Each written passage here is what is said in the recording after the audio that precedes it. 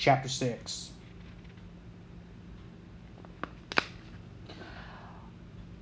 Although he did not yet realize it, Scrooge was not dangling above his coffin. He was upside down in his bedchamber. His legs were somehow tangled in the curtains that surrounded his bed. His pointy nose hovered just an inch above the bull's eye knothole in a floorboard. It took a moment for him to realize that he was in fact not dead, and that he was actually in his bedchamber and not his coffin.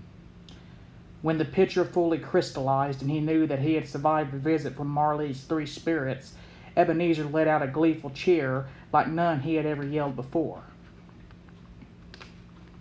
Yee-haw! Just then the curtain snapped, and Scrooge slammed into the floor nose first. It did not matter one whit. He bounced right up on his feet, tears streaming down his cheeks and a giant smile on his face. "They are still here," he shouted, as he clutched the now-torn bed curtains. "I'm still here." He began exhibiting some very un-Scrooge-like behavior as he hopped, skipped, and danced his way around the room.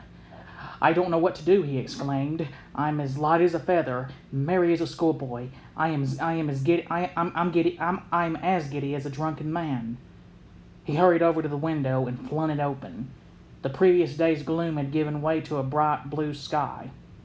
There was no longer any fog or mist, just golden sunlight. Ebenezer took a deep breath of the cold, fresh air and was invigorated. Down below, he saw a boy pulling his red sled through the snow.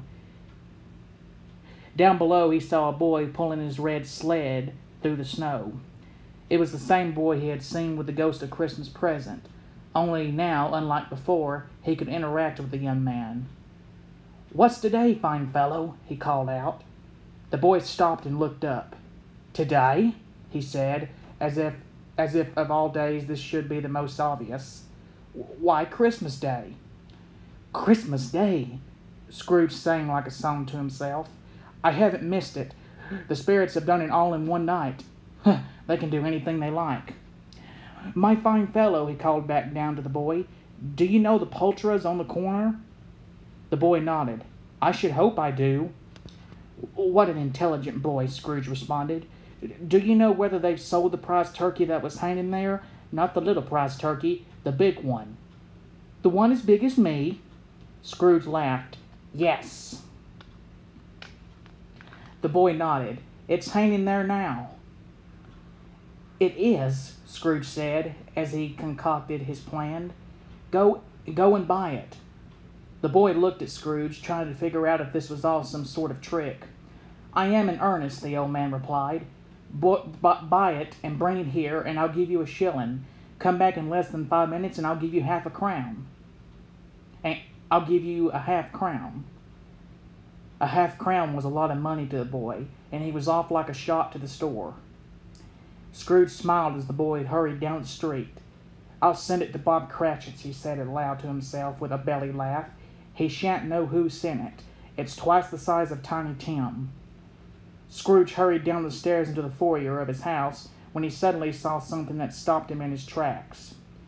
"Mrs. Dilber!" he cried, throwing his arms wide open.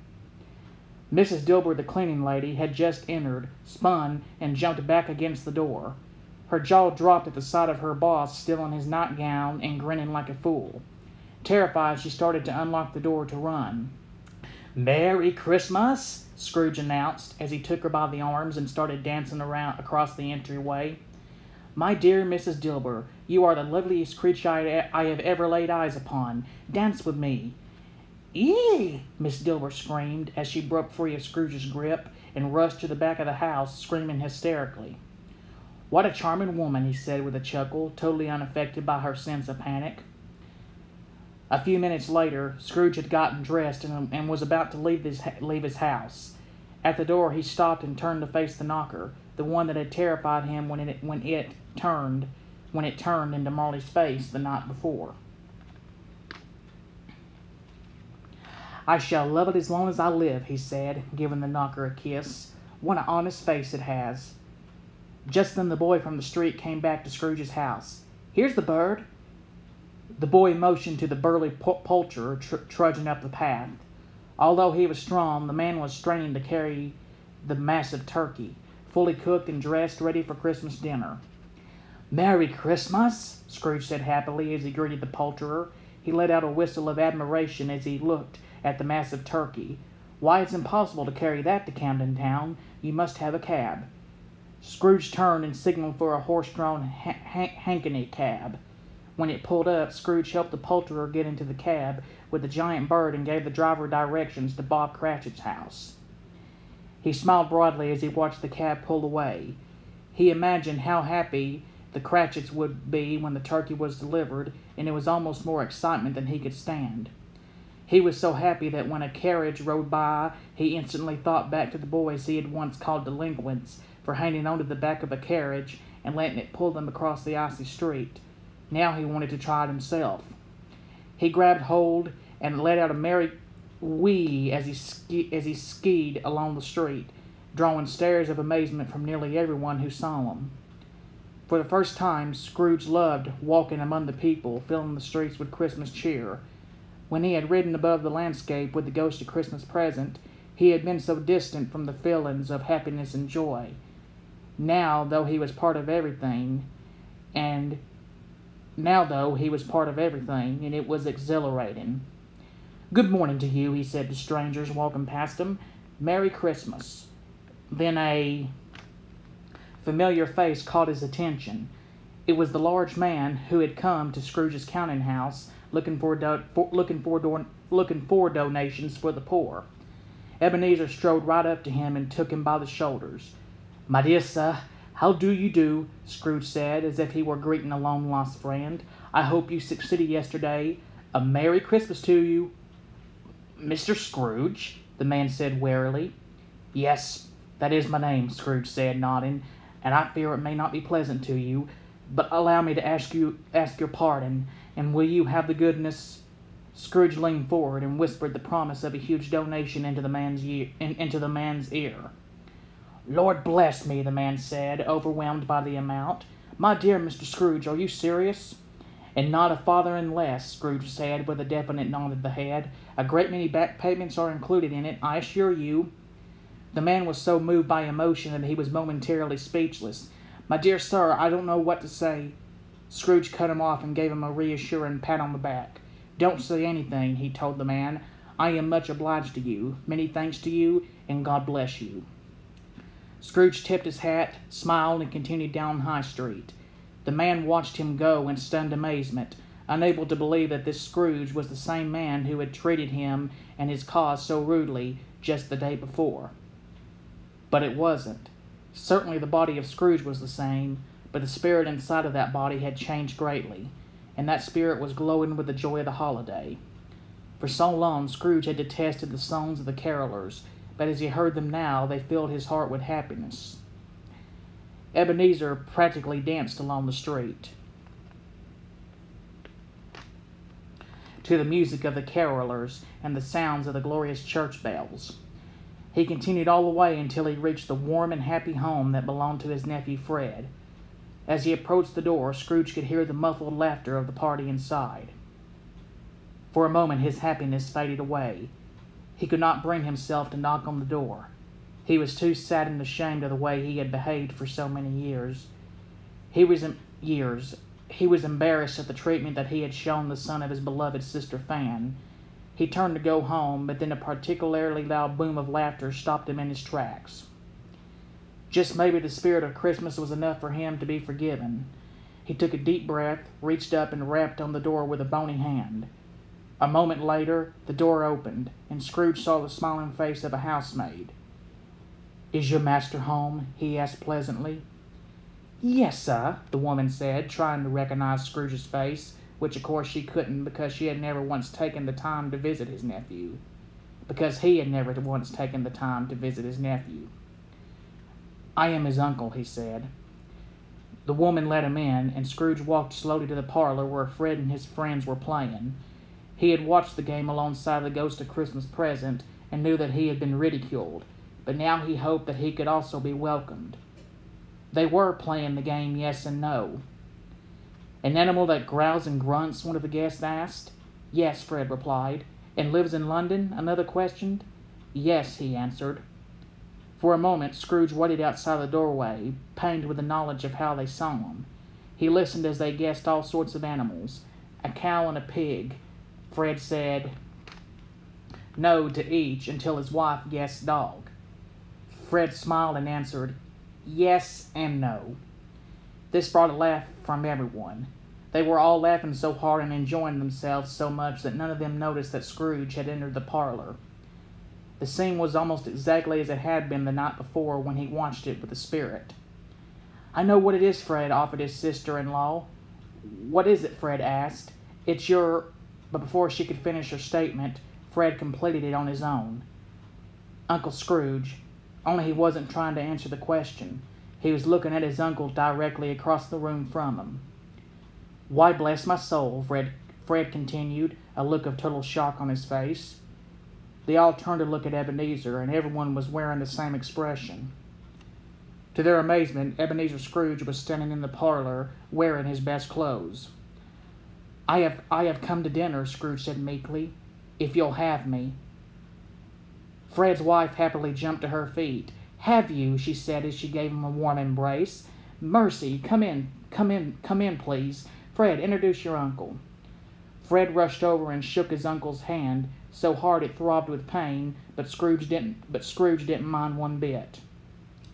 Later that night, Scrooge sat down for a delicious dinner of Christmas goose, holiday treats, desserts, and punch.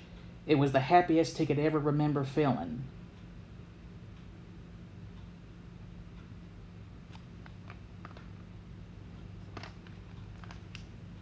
Epilogue. It was the day after Christmas, and a gentle snow was falling on London. Scrooge sat at the desk in his counting house and looked out the window. He saw Bob Cratchit hurrying down the street. A full 16 minutes late, Scrooge said gleefully as he checked the time on his pocket watch. Suddenly he remembered the joke that the Cratchit daughters had played on their father, and he decided to do likewise. He replaced his happy expression with the familiar scowl he had worn for so long. The door creaked open, and Cratchit slinked over to his desk. He didn't even take the time to remove his hat or jacket before he furiously began working at his desk, hoping beyond hope that Scrooge had not noticed that he was late. What do you mean by coming here at this time of day? Scrooge growled at him. I am very sorry, sir, Cratchit said nervously. I am behind my time. You are indeed, Scrooge replied. Step in here. Cratchit closed his eyes in worry, certain that his boss was going to fire him for being late. He stepped into Scrooge's office. It's only once a year, sir, he said, trembling. It shall not be repeated. I was making rather merry yesterday. Scrooge fought the urge to smile and continued his act. He threw down his pen in mock anger. Now, I'll tell you what, Mr. Cratchit, he said, as he marched over to the clerk. I am not going to stand for this sort of thing any longer. Cratchit's face turned white, and he was about to faint. And therefore, Scrooge said, his scowl suddenly turning into a giant smile, I'm about to raise your salary. Scrooge laughed gleefully, and Cratchit had no idea what to think. Ebenezer put a supportive hand on his clerk's shoulder and greeted him warmly. A Merry Christmas, Bob.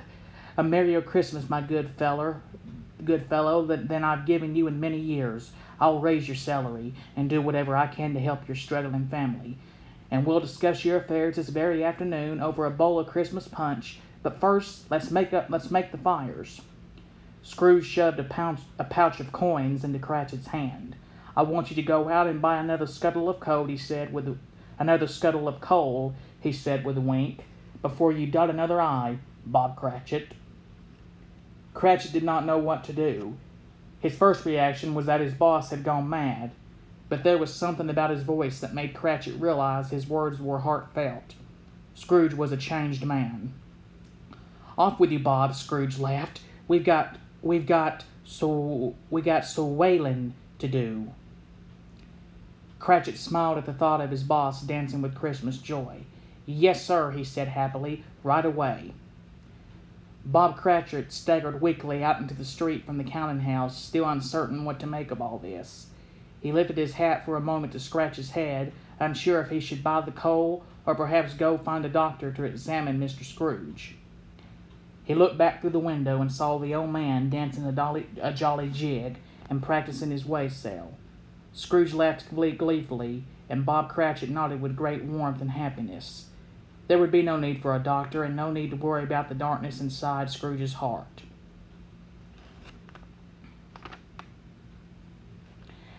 Like Bob Cratchit, many others would wonder what to make of the changed man that Ebenezer had become.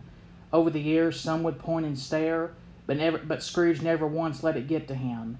It had been a great gift that Jacob Marley and the three spirits had given him. The gift of knowing the truth that beat inside him. The gift of a second chance in order to redeem himself. There would be no need for Scrooge to trudge through the afterlife chained to his earthly possessions. He went on to be even better than his word to Cratchit. He did all he said he would and more. From then on, he greeted every day, especially Christmas Day, with the hopes of peace on earth and goodwill to all. To Tiny Tim, Scrooge became like a second father, helping him to grow strong and even carrying him when need be. The vision of the Ghost of Christmas Present did not come to pass. Tim grew healthier and healthier, spending many happy days with his family and with Ebenezer. Scrooge went on to become as good a friend and master and as good a man as the good old city ever knew. He had no further involvement with the spirits, and it was always said of him that he knew how to keep Christmas well. May that truly be said of us and of all of us.